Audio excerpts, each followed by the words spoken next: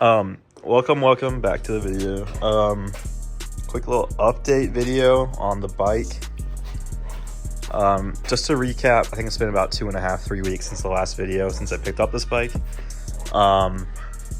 Basically, this is a 2003 Ninja 250R, and I picked this up for $1,600 just a few weeks ago.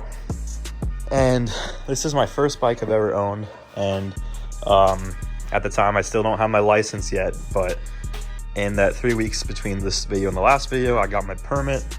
So now I can ride, at least in my state of Iowa, I can ride this bike with another person or alone, but I need to be within 200 feet following distance of someone who has their license. So the permit really helps me.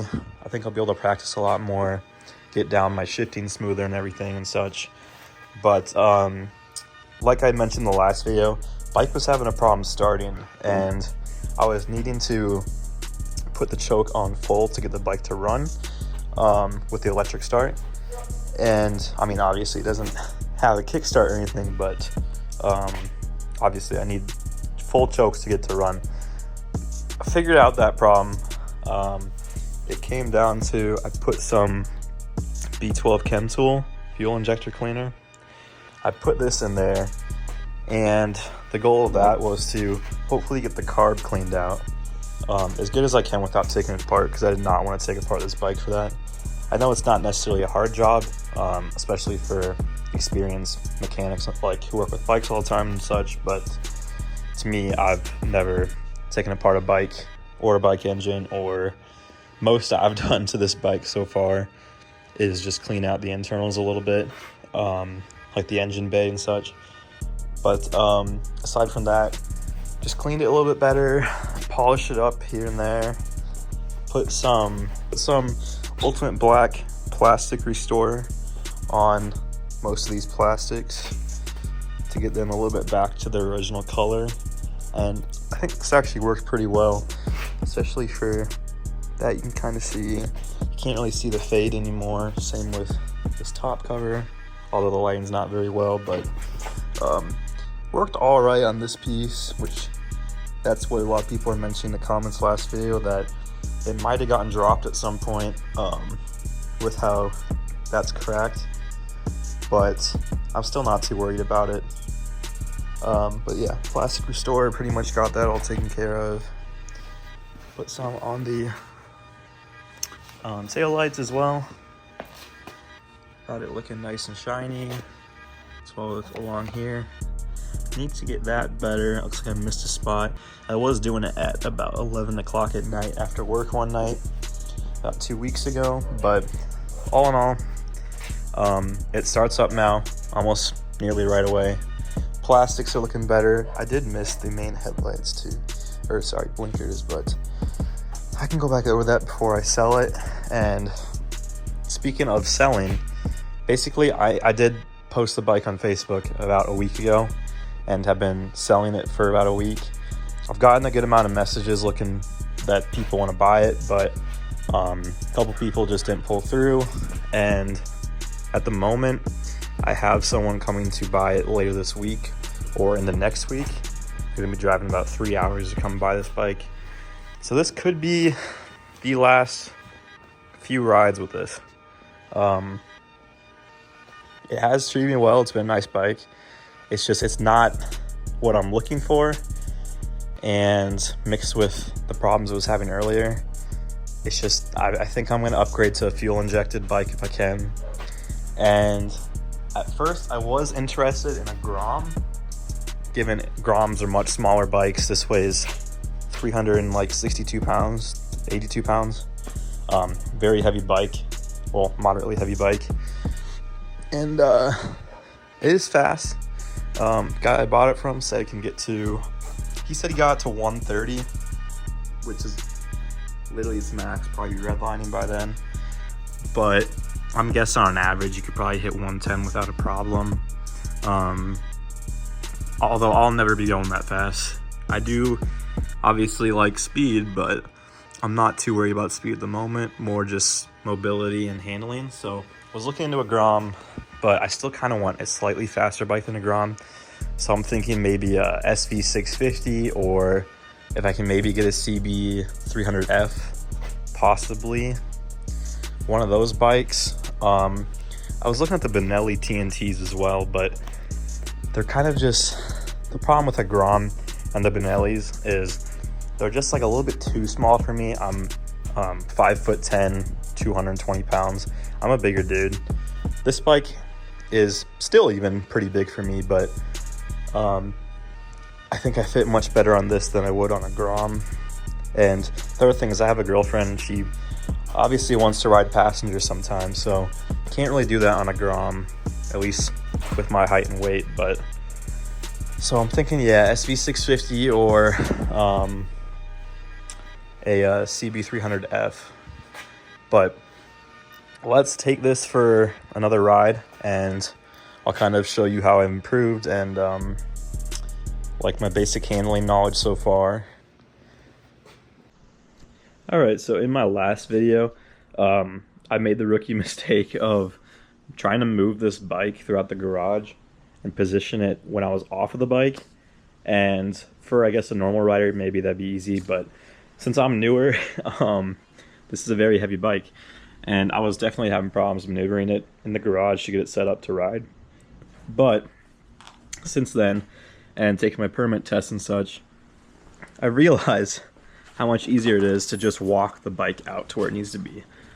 So let me get this GoPro situated, and technically I'm not, legally riding, but I'm just gonna take a few blocks around. So no worries, but let's get this going.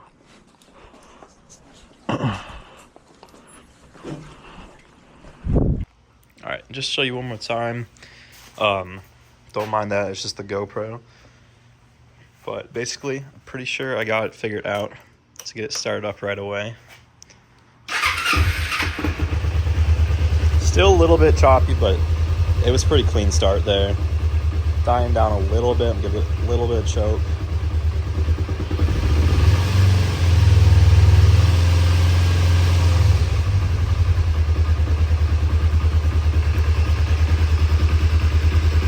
Ignore the Honda keychain. The guy at the shop that was looking for a normal keychain, he gave me a whole bunch of free ones, but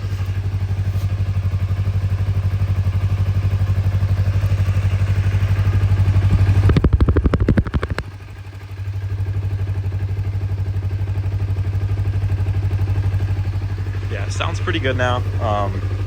Starts up almost every time, pretty much every time since last video.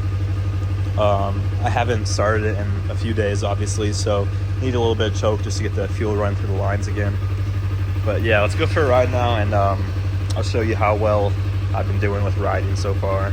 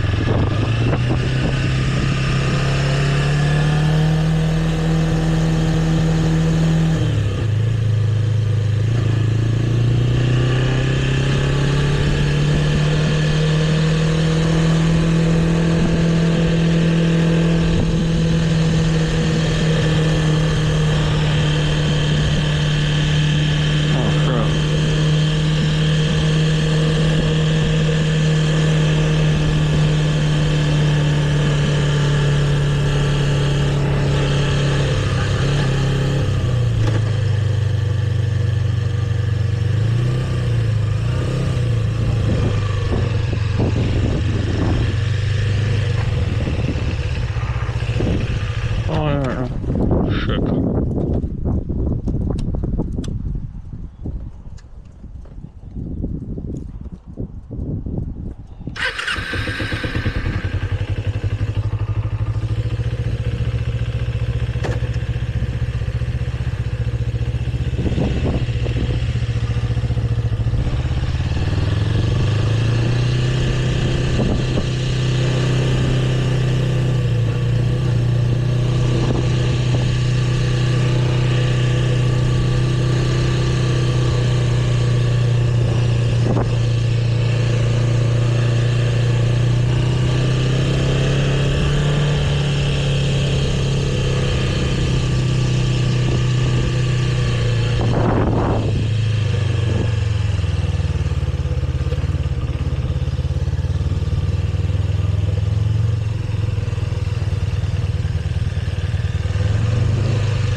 All right, so as you kind of heard in there, that was a little bit nerve-wracking.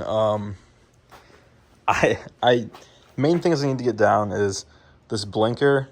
I'll tend to turn it on, either forget to use my blinker, or I'll turn the blinker on and then have troubles getting it back to center so that it's off. So I'll either turn it on, have it on the left, and then forget to turn it back on or off, and then turn it to the right to turn it off, and then it stays on to the right.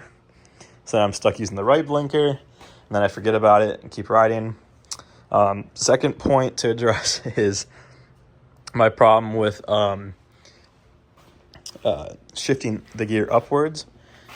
Is I've actually only hit speeds where I've needed to upshift before like 2 times ever, which was once today and then once about a week ago.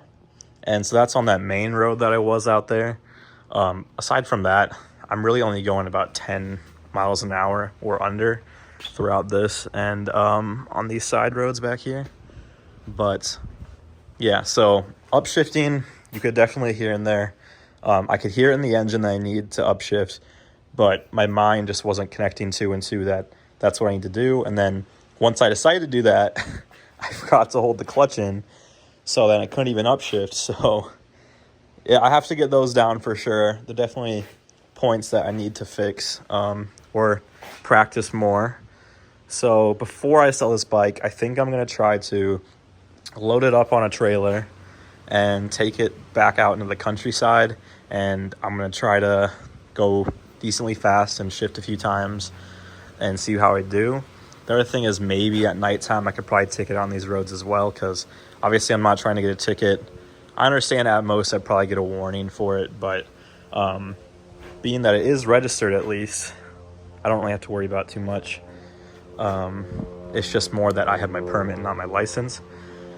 But I'm thinking, yeah, maybe at nighttime I could take it out and see if I can get better at shifting. But so yeah, shifting and blinker is I think my main problems.